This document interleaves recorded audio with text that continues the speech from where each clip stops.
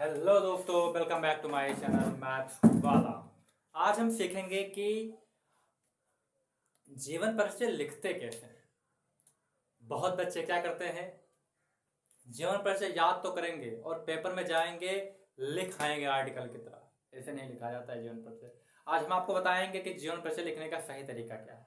अगर आप इस तरीके से जीवन परिचय लिखेंगे तो आपको बहुत बढ़िया रिस्पॉन्स मिलेगा और फुल मार्क्स मिलेंगे। अब देखिए, अब हम शुरू करते हैं। देखिए, आज हम जो डिस्कस कर रहे हैं वो गोस्वामी तुलसीदास जी का जीवन परिचय।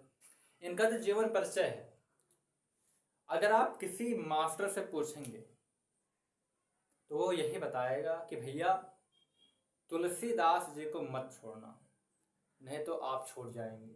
कहाँ पर? नंबर लेने से। क्योंकि तुलसीदास जी इतने इंपॉर्टेंट हैं ही कि उनको याद करना ही पड़ता है। ठीक है, तो आज हम इनका बताएंगे कि इनके लिखने का सही तरीका क्या है।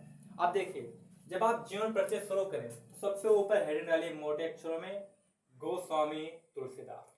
आप क्या करते हैं, बहुत बच्चे सिर्फ लाइन बाय लाइन लिखते चले जाते हैं, वो देखने में बोरिंग लगता है। आपको क्या करना है, एक छोटा सा बॉक्स बनाना है। क्या करना है? छोटा सा बॉक्स बनाना है। उसमें कवि, जन्म, मृत्यु, पिता का नाम, गुरु का नाम, माता का नाम, बचपन का नाम, पत्नी, रचना। हमने इतनी चीजें लिख दी। इससे लिखने से फायदा क्या होगा भैया? इसको लिखने से फायदा ये होगा कि अगर एग्जामिनर आपकी कॉपी चेक कर रहा है, एग्जामिनर अगर आपकी कॉपी चेक कर रहा है तो वो देखो भैया, एक कॉपी को चेक करने के लिए एग्जामिनर को 15 रुपए दिए जाते हैं। तो वो क्या सोचेगा कि मैं जितनी ज्यादा कॉपियां चेक कर लूं मुझे मेरा उतना रुपया बन जाएगा। लेकिन उनको ये भी ध्यान देना है, सही कॉपी चेक करना है, गलत कॉपी उनको चेक नहीं करना है कि जल्दबाजी में गलत सही सब छाप दें। तो वो उनके लिए फायदा रहता है। अब उनको क्या, अब वो जैसे आप कॉपी पलटेंगे जीवन परिचय का, यहाँ पर आएंगे डब्बे में कवि का नाम सही है, जन्म सही है, मृत्यु सही है, पिता का नाम सही है, गुरु का नाम सही है, माता का नाम सही है, बचपन का नाम सही है, पत्नी भी सही है, रचनाएं भी सही है। तो एग्जामिनर क्या सोचेगा, ये जो लिखा है आपने ये भी सही होगा, ये सब सही ही है, तो ये तो सही होगा ही क्योंकि इनके माध्यम से ही ये बना है। बस अब देखिए, हम डिस्कस करने जा रहे हैं गोस्वामी तुलसीदास जी का जीवन परिचय। अब देखिए, गोस्वामी तुलसीदास जी का जन्म सन 1532 ईस्वी को बांदा जिले के राजापुर नामक ग्राम में हुआ था। अब देखिए, हमने सन 1532 ईस्वी को हाईलाइट कर दिया है क्योंकि आप देखिए, जैसे आप इसको देखेंगे आपको ये दिखेगा, ये दिखेगा, ये दिखेगा, ये दिखेगा, हाईलाइटेड है। ये सब मेन चीजें है, तो इसको आपको हाईलाइटेड कर देना है। ठीक है, इनके पिता का नाम आत्माराम दुबे था। देखिए, मैंने इसको भी हाईलाइटेड कर दिया है। और माता का नाम हुलसी था। इन इनका इनके बचपन का नाम,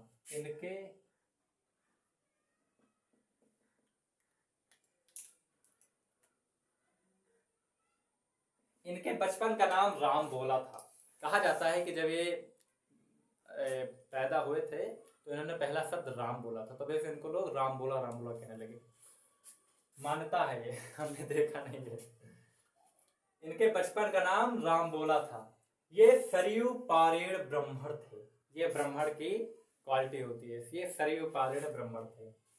इनका जन्म अभोक्त मूल नक्षत्र में होने के कारण इनके माता पिता ने इनका त्याग कर दिया। इनके माता पिता ने इनका त्याग कर दिया। इनके गुरु नर हरिदास, इनके गुरु का क्या नाम था? नर हरिदास था। देखिए, हमने यहाँ पर जिक्र किया है, गुरु का नाम नर हरिदास। इनके गुरु का नाम नर हरिदास ने इनका पालन पोषण किया। कहा जाता है इनके जन्म के समय इनके मुख में दांत मौजूद थे। दांत मौजूद थे तभी तो इन्होंने राम बोल दिया। ठीक है, इनके जन्म के समय इनके मुख में दांत मौजूद थे। इनका विवाह रत्नावली के साथ हुआ। इनका विवाह किसके साथ हुआ था? रत्नावली, पत्नी रत्नावली। इनका विवाह रत्नावली के साथ हुआ था। ये अपनी पत्नी के प्रेम में बहुत अनुरक्त रहते थे। बहुत, तुलसीदास जी पहले से ऐसे नहीं थे, पहले बहुत अच्छे थे वो। ठीक है, तो बहुत अनुरक्त रहते थे। लेकिन पत्नी के डांट के कारण इनके मन में वैराग्य उत्पन्न हो गया, मतलब बैरागी हो गए। उनको दुनिया से कुछ लेना देना है नहीं है। ठीक है, और वैराग क्यों उत्पन्न हुआ हम आपको बताते हैं। जो हमें बताया गया है वो आपको हम बता रहे हैं। एक बार इनकी जो पत्नी थी वो अपने मायके गई। अब ये घर पर थे। अब इनको अपनी पत्नी को देखने की इतनी लालसा हुई कि बहुत तेज बारिश हो रहा था और वो उसी बारिश में अपने पत्नी के घर जा पहुंचे। अब ये जैसे ही उनकी पत्नी ने देखा, वो लज्जा से अपना सर नीचे कर ली और इनको वहीं पर डांटने लगी कि क्या जरूरत थी यहाँ पर आने पर। तो वही बात है यहाँ पर कि पत्नी के डांट के कारण इनके मन में वैराग्य उत्पन्न हो गया और ये काशी चले गए। वहीं पर इन्हें शेष सनातन नामक विद्वान से ज्ञान प्राप्त हुआ। वहां पर एक शेष सनातन जी थे, उनसे इन्हें ज्ञान प्राप्त हुआ। ठीक है। इनकी मृत्यु सन 1623 ईस्वी को हुई। इनकी मृत्यु कब हुई? सन 1623 ईस्वी। रचनाएं: रामचरितमानस, जानकी मंगल, पार्वती मंगल, दोहावली इत्यादि। अगर आप इस तरीके से जीवन परिचय लिखेंगे तो आपका एक सिंगल नंबर भी नहीं कटेगा। मैं आपको बताता हूं, मेरा खुद क्लास 10th में हिंदी में 96 मार्क्स था आउट ऑफ 100। तो मैंने भी ऐसा ही लिखा था और आप भी ऐसा ही लिखिए। मेरा भरोसा है कि पूरा नंबर मिलेगा और इसके पीछे लॉजिक भी मैंने आपको बता दिया है कि पूरा नंबर मिलेगा तो क्यों मिलेगा, और ये बात सही भी है। ठीक है, तो आप इसको अब नोट कर लीजिए।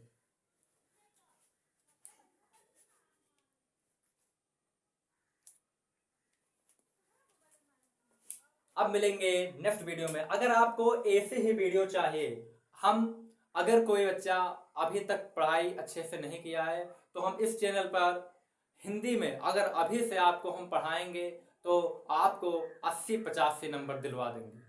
ये हमारा कॉन्फिडेंस है आपके ऊपर और हमारे ऊपर, क्योंकि हमें पता है कि आप इस समय सीरियस हो चुके होंगे। दुख की बात यह है कि समय नहीं है। दुख की बात यह है कि समय नहीं है, मगर खुशी की बात यह है कि अभी भी समय है। तो आप लोग सीरियस हो जाइए और ऐसे ही तैयारी करते रहिए। मिलेंगे नेक्स्ट वीडियो में। Thanks for watching. धन्यवाद।